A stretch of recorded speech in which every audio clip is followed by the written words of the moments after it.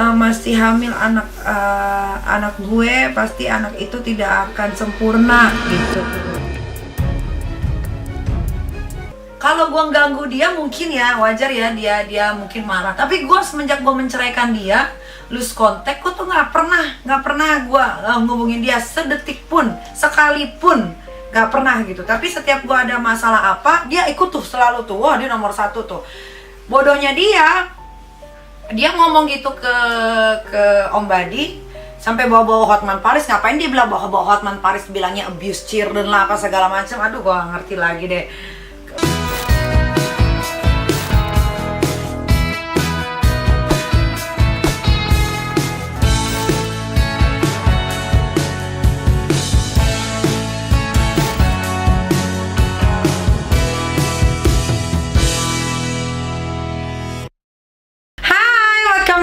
Di Crazy Nick Me Real, karena cuman yang real-real yang ada di sini. Kali ini gue mau ngebahas soal mantan suami gue yang namanya Sayyid Ukra, yang sampai hari ini masih suka WhatsApp-WhatsAppin Eike dengan kata-kata yang selalu dia emosi.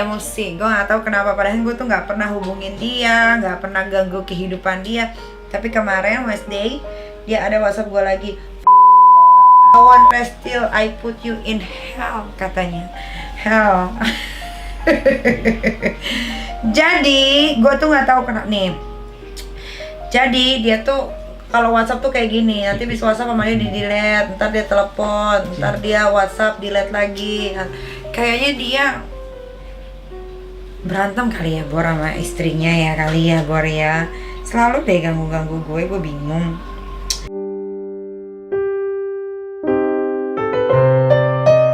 Jadi teror itu ada semenjak perebutan anak, ya kan? Padahal nih itu laki nggak pernah biayain, malah waktu gua hamil gua suruh gugurin, waktu gua hamil juga dia menghilang.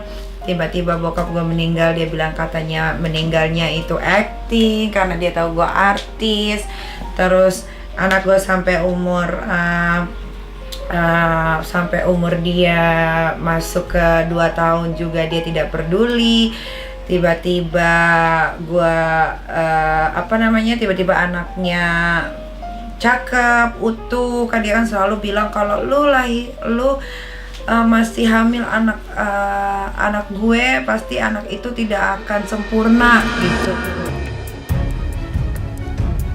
Tuh lahirnya, tapi kan karena gue nggak pernah abortus ya, alias aborsi, jadi gue selalu keep anak-anak itu di dalam perut Eike ya, no matter what, maupun gue mau lagi berpisah kek, mau gue ribut kek, segala macam tentang anak itu nggak pernah ada dosanya ya. Dan anak itu tidak pernah memilih untuk dilahirkan di rahim siapa. Mulailah laporan polisi ya kan. Laporan polisi sudah 5 tahun, 6 tahun pun ya sudah begini-gini aja. Gue juga nggak tahu lagi kelanjutannya. Tapi karena ini lagi tiba-tiba dia WhatsApp gue lagi dengan kata-kata begini, jadi gue pengen mengungkit aja sih supaya ada di YouTube aja gitu. Aduh, gue tuh habis treatment nih ya muka gue, jadi gue nggak bisa ketawa terbahak-bahak. Kalau takut sih enggak, karena ya dia kan bukan siapa-siapa juga, dan dia kan juga WNA ya, warga negara asing gitu, jadi dia tidak bisa melakukan apapun gitu kan. Tapi ya gue juga nggak paham ya kenapa dia dan istrinya itu sangat amat membenci gue, padahal gue tidak pernah mengganggu hidupnya sedetik pun, semenit pun ya.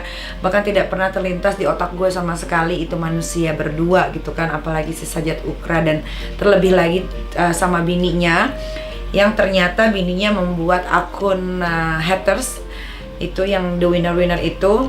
Kenapa gue bisa bilang begitu? Karena dia waktu itu lupa kalau dia live di akun the winner ya. Ini ada, nanti gue kasih videonya.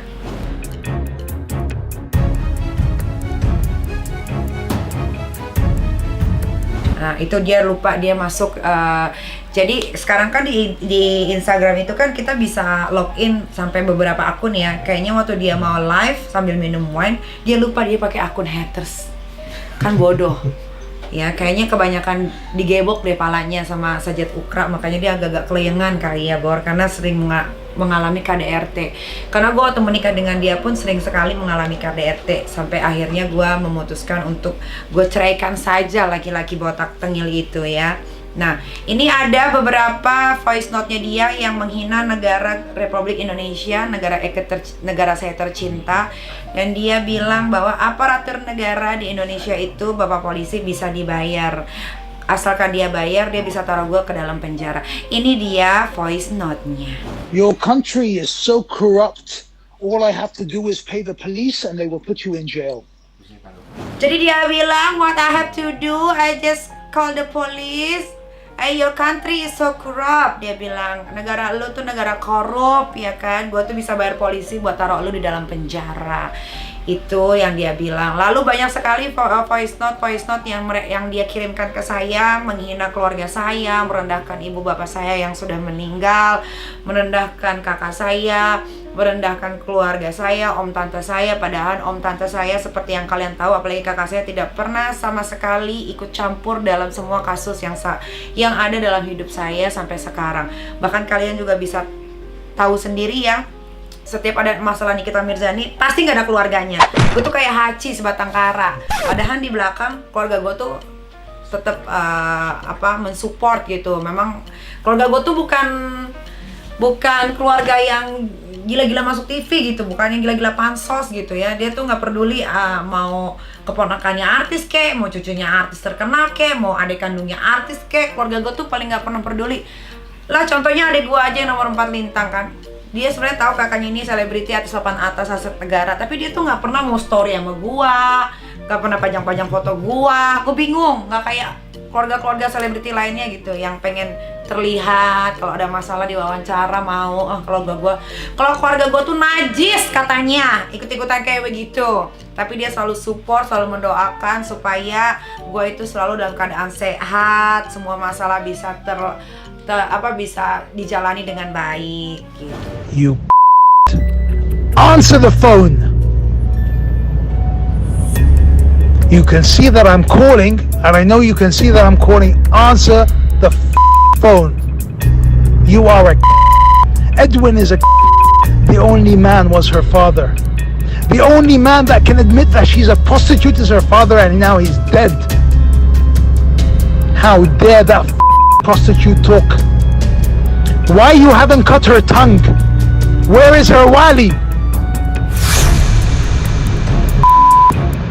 By doing nothing, Allah will punish you. Do not think that what you're doing is right. You know the truth, yet you are silent. Allah will punish you. And before He punishes you, I will punish you on this earth. You just wait for me, buddy. You, Edwin Rini, keep on helping that. Keep on helping that. Kan? Kalau kalian kupingnya nggak budek, kalian bisa denger sendiri bahwa tidak pernah satu keluarga gua pun yang mau mengangkat teleponnya dia. Jadi dia tuh kalau ngatain gua tuh selalu prostitut kayak udah kayak netizen. Bener deh, gue bingung. Padahal gua ini yang melahirkan anaknya yang pernah tidak diakui dia. Yang pernah dia suruh gugurkan, tapi tiba-tiba dia inginkan.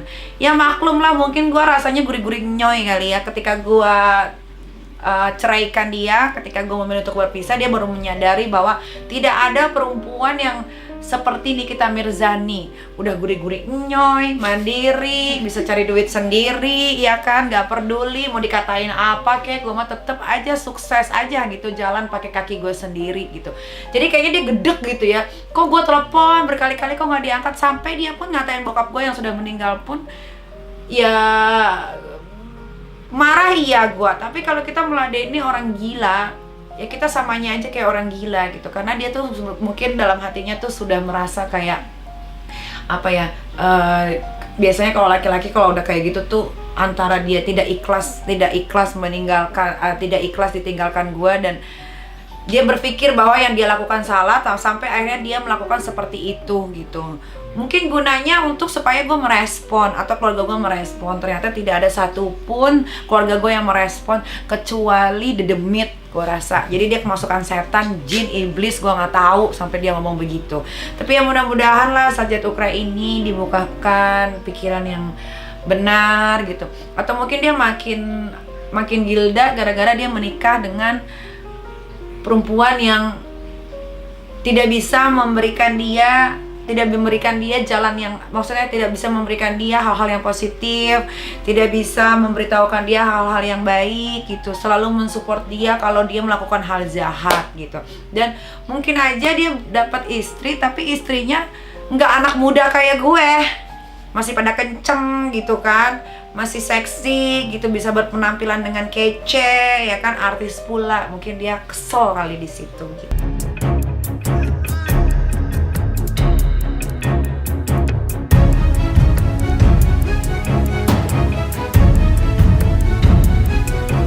Teror ini sudah dibawa ke jalur hukum karena waktu itu kan gue sempet ada berseteru dengan mantan suami juga ya, tapi mantan suami coret lah itulah. Gue juga tidak mau mengakui gitu kan.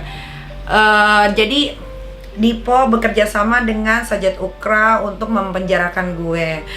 Pokoknya setiap ada masalah di Jaksel waktu itu, si Sajat Ukra ini sama bininya ini, si Medina Pispot ini yang lebih tahu duluan gitu kan. Lebih tahu duluan, terus selalu memposting hal-hal yang gue yang nggak pernah, yang maksudnya gue yang terlapor waktu itu sama mantan laki sama si Dipo, tapi gue nggak pernah tahu apa-apa, tapi dia selalu tahu duluan gitu. Dan dia selalu pergi ke situ untuk memenjarakan gue. Ketika ada penjemputan waktu itu kalau nggak salah, beberapa tahun yang lalu ada penjemputan ya, itu dia tahu duluan saat gue mau dijemput atau segala macam ya, mungkin ada permainan atau gimana itu, tapi udah 2 tahun yang lalu ya, itu udah lama ya, udah sekarang udah 2022. Jadi mereka bekerja sama. Ketika gue dijemput lah, si botak ini tiba-tiba bilang di voice note bahwa yang masukin lo ke penjara itu bukan Dipo, tapi gue beserta istri gue Medina Pispot katanya gitu. Jadi ya menurut akal sehat gue yang masih bisa dipakai untuk berpikir dan bekerja sih ya, gimana ya, namanya laki sakit hati kali ya, mungkin ya itu. Kalau nggak cinta sama gue nggak mungkin sakit hati sampai begini. Soalnya kan gue nggak ngapa-ngapain, gue nggak ngapa-ngapain, gue nggak pernah peduli mereka mau melakukan apa, tapi mereka selalu peduli apa yang gue lakukan gitu. Jadi kalian bisa nilai sendiri kenapa dia bisa sekarang jadi teman akrab loh, Dipo sama Sajat Ukra. Best friend, bestie, tapi dua-duanya udah pernah gue cobain. Kayaknya dua-duanya curhat ya, gimana sama teman kita gitu kali ya. Gayanya apa aja gitu, sampai akhirnya kok bisa dua-duanya gue ceraiin gitu, mungkin ya. Nah, just for your information ya, bahwa Medina Pispot itu ya sudah dilaporkan ke pihak berwajib alias ke polisi di Polres Tangerang Selatan. Dan kasusnya masih berjalan karena si Pispot ini dipanggil-panggil nggak datang-datang, dan dia sudah tidak berani lagi menginjakkan kakinya di Indonesia karena dia tahu bahwa kalau dia datang dia langsung mau ditegrep gitu, karena panggilannya sudah lebih dari 2 kali dan kasusnya bukan pencemaran nama baik tapi lebih dari itu. Terus si Ukra juga, Sajat Ukra sudah dilaporkan juga ke Mabes Polri waktu itu karena menghina aparatur negara Republik Indonesia. Ya mau itu benar, mau itu tidak, itu kita tidak wajib ya untuk menjadi seorang yang bisa mengendalikan orang hanya karena bisa bayar gitu. You tell all of them. You tell Fitri. You tell Hotman Paris. You tell everybody that's trying to help her. All the money in the world is not going to help her. Allah will crush you all in 1 second. All the lies, all the pain. Hotman Paris the pimp, talking about children. He's an abuser of children. Shame on you.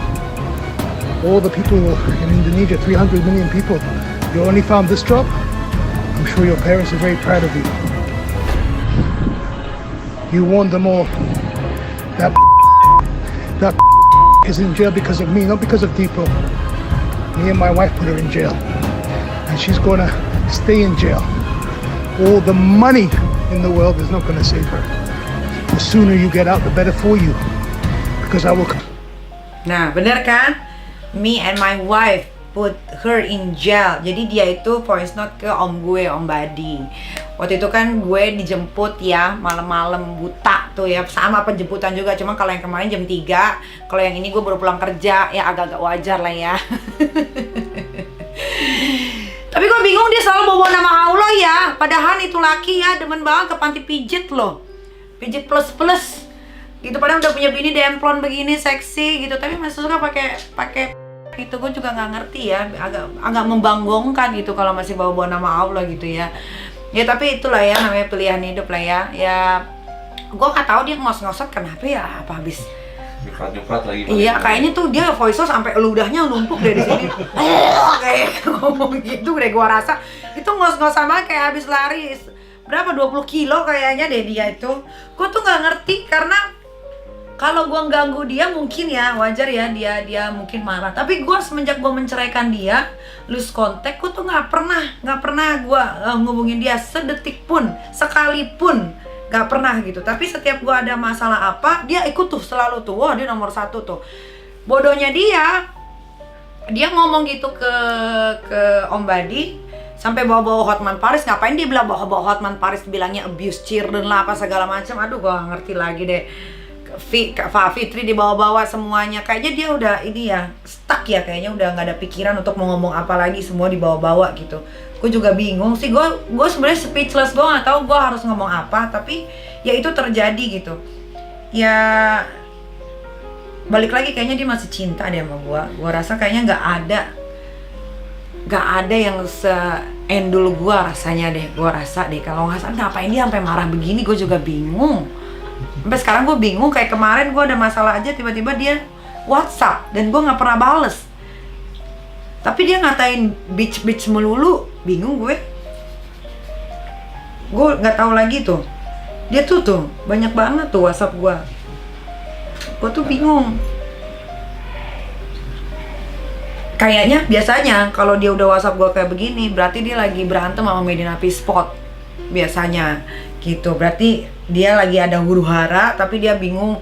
Mungkin si Medina P-Spotnya udah disikat, ditonjok, digebok, dijedotin palanya ke tembok kali ya, tapi nggak mati-mati kali gitu ya. Jadi dia mencurahkan kemarahannya sama gue juga kali itu kali ya. Iya, tapi gue agak sedikit padahal waktu penjemputan itu gue nggak di penjara tahu, gue tuh cuma ditaruh selama 2 hari untuk dimintain keterangannya.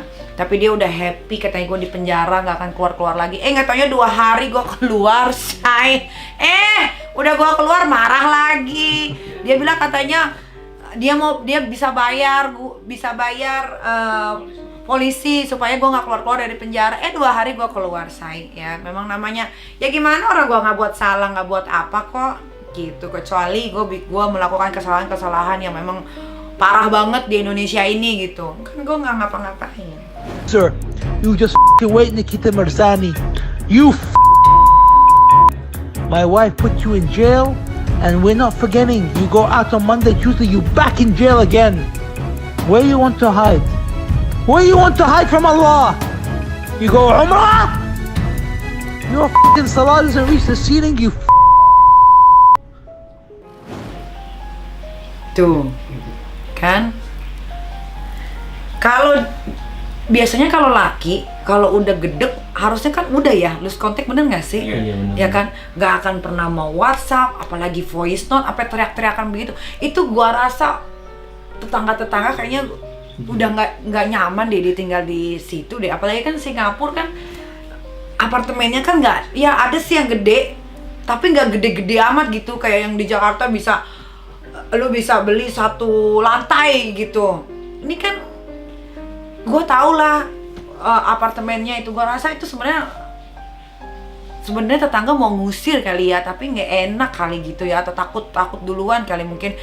Ya bisa dilihat ya netizen ya, para pecinta YouTube Crazy Nick Miril, betapa dia emosian orangnya kan. Lu bayangin waktu gue hidup sama dia, bukan lagi pala gue di sliding lah apa segala macem itu. Kelihatan dari suaranya aja dia menggebu-gebu. Harusnya kalau dia marah, laki itu kan ngomongnya pelan tapi nyelekit. Tapi ini kalau dia enggak, dia tuh udah emosi, teriak-teriakan gitu. Duh, gue pengen banget pas lagi teriak gitu kena stroke kayak gitu kan, langsung ngek gitu, apanya kayak yang mati setengah badannya gitu. Tapi memang biasanya gitu sih, orang jahat tuh biasanya memang selalu dikasih umur, menurut gue ya, menurut gue orang jahat tuh memang selalu dikasih umur panjang ya.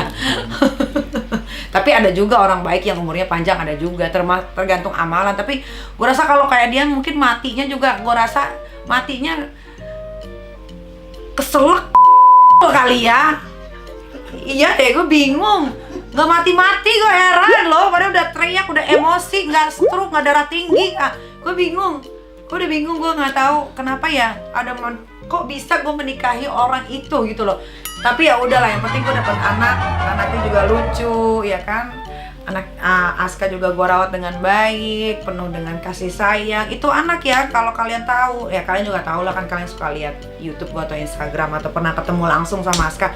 Aska itu alhamdulillah anak yang begitu lembut, anak yang touchy banget perasaannya gitu.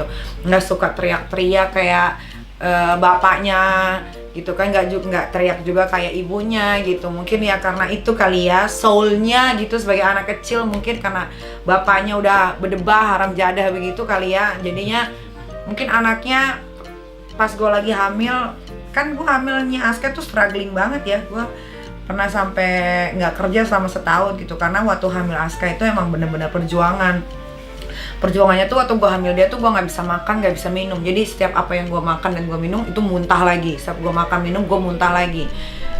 Waktu gue hamil Aska itu hamil paling struggling. Kenapa? Karena selama 1 tahun gue itu diopname kurang lebih 12 kali gitu, karena tidak ada asupan makanan atau nutrisi yang masuk ke tubuh gue. Makanya waktu gue hamil dia tuh gue kayak busung lapar, jadi cuma perut aja yang gede tapi badan gue tuh kurus banget ya. Itu saksi matanya banyak banget. Dan ada beberapa foto-foto dulu kan waktu gue hamil, tapi Instagram gue hilang ya. Itu kan terlihat tuh kayak kulit gue turun semua, tulang gue kelihatan gitu ya. Tapi alhamdulillah anaknya lah, Aska lahir dengan sehat. Anaknya tumbuh kembang seperti seumurannya, pintar pula, penurut gitu.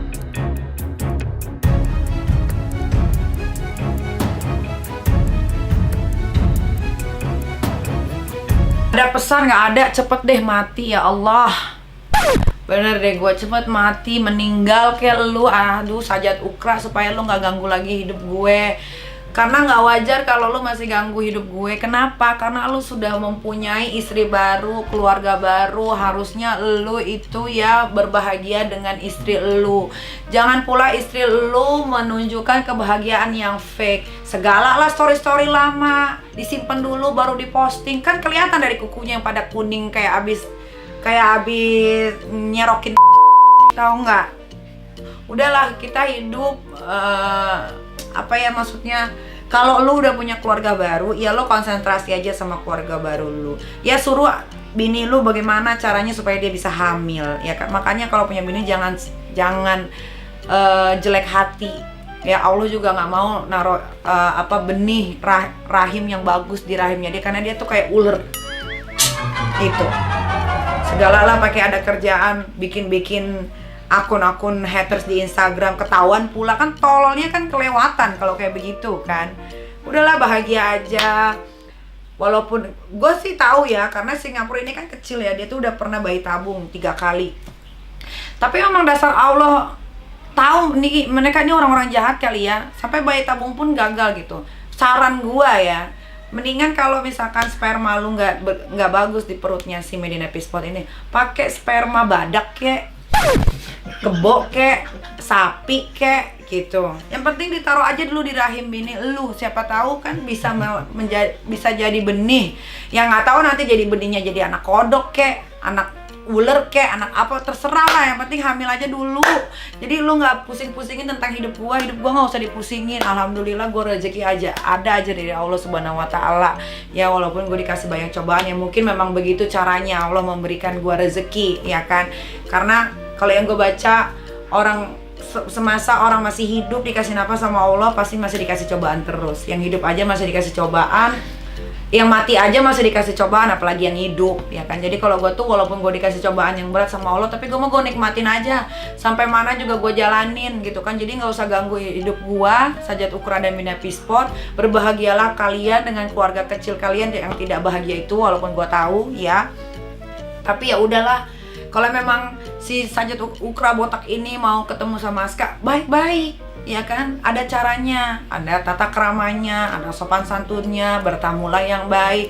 Nggak mungkin pula gue usir, ya kan? Kecuali lu kesini bikin keributan, tapi juga ada jamnya, ada harinya. Jangan mengganggu anak gue sekolah. Kayak begitu, tapi kan selama ini tidak kalian lakukan. Kalian hanya ngomong di media, nih kita begini, nih kita begitu. Kalian sebarlah bukti-bukti transferan palsu segala macam. Kalian lupa bahwa gua pun bisa kok ngeprint rekening koran yang asli gitu. Dan pernah gue juga kasih ke hakim, gue juga pernah sebarin di Instagram gua. Tapi kan tetep yang namanya haters Maya, mau gua bener kek, mau gua gimana, tetep aja pada benci. Gue bingung.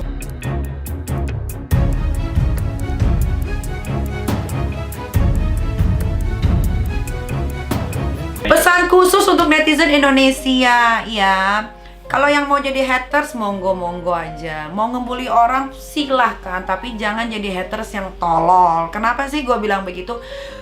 Budayakan membaca dulu sebelum kalian ikut campur ke ranah tersebut. Contohnya kayak gue, setiap gue mau ikut campur urusan orang ya, tapi gue kalau ikut campur urusan orang selalu jadinya duit ya kan. Kalau kalian kan nggak cuman ditanamin benci aja dalam diri kalian sampai mengerogoti diri kalian dan kalian tidak konsen lagi untuk menata hidup kalian ke depannya.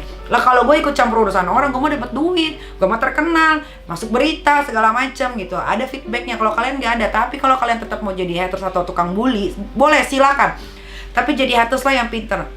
Kenapa gue bilang kayak gitu? Karena kalau gue lagi ada waktu ya, gue tuh suka liatin gitu kan komen-komen haters. Mereka itu hanya ikut-ikutan, tapi dia tuh tidak mau riset dulu gitu loh. Kasus awalnya bagaimana hingga terjadinya seperti ini. Nah, budayakan membaca, budayakan kalau kalian nggak mau jadi haters, ya udah nggak usah buang waktu untuk ngebully orang. Kalau mau ngebully orang, ngebulilah yang pinter, yang smart kayak gue. Selalu yang setiap gue ucapin itu benar dan bisa dipertanggungjawabkan. Jadi kalau gue ikut campur urusan orang, gue tidak malu karena yang gue omongin itu benar. Gitu. Ya, pokoknya buat para haters yang ada di Indonesia, mudah-mudahan dengan cara kalian membenci dan membuli bisa buat kalian kaya, bisa buat kalian kenyang, bisa menghidupi anak-anak kalian dan keluarga kalian, atau yang nganggur bisa dapat kerjaan. Ya kalau ternyata enggak, ya mendingan lu pada beli racun, ya pada minum mati aja sekalian daripada lu jadi haters ya kan, cuman nyampahin doang, ngapain. Gue tuh kepengen deh ada satu atau beberapa haters yang apa yang dia omongin itu real, bukan apa yang dia omongin itu ikut-ikutan gitu. Karena selama ini yang gue tahu dan gue baca, mereka hanya ikut-ikutan aja. Apalagi ngebenci orang yang tidak pernah kalian kenal, tidak pernah kalian ketemui, apalagi belum pernah ngobrol. Itu buat gue bukan satu kewajaran ya. Kalau lu benci sama orang, misalkan kayak gue benci sama siapa, sama manajer gue, dia udah kerja sama gue 12 tahun. Kalau gue benci dia wajar karena ada sesuatu ya kan. Tapi kalau kalian benci, jangan gue deh atau artis yang lain yang kalian benci cuman karena nggak suka gara-gara attitude-nya atau nggak suka karena dia bermasalah atau segala macam, bencilah sesuai ukurannya, ada takarannya gitu. Jangan pula kalian benci satu keluarganya, kagak ada itu istilahnya begitu, cuman Indonesia doang yang begitu. Ya udahlah, terserah kalian. Kalau kalian masih benci gue nggak apa-apa, tapi kebencian kalian itu membawa berkah untuk gue ya. Kalau begitu sampai ketemu lagi di penjelasan yang gak penting berikutnya.